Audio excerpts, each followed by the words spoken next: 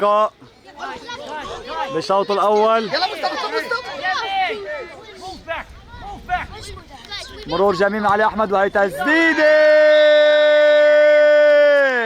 حلوة كتير يا علي أحمد، حلوة تسديدة رائعة جدا ومرور أجمل باللقطة الماضية. النتيجة 4-1. خذ وقته سلمان بيسدد جول.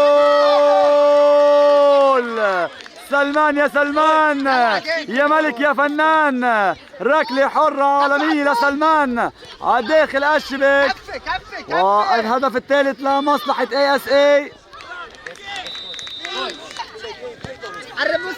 الكرة محاولة، السلام عليك يا سليمان، يا سلام عليك يا سليمان على التصدي الحلو كثير.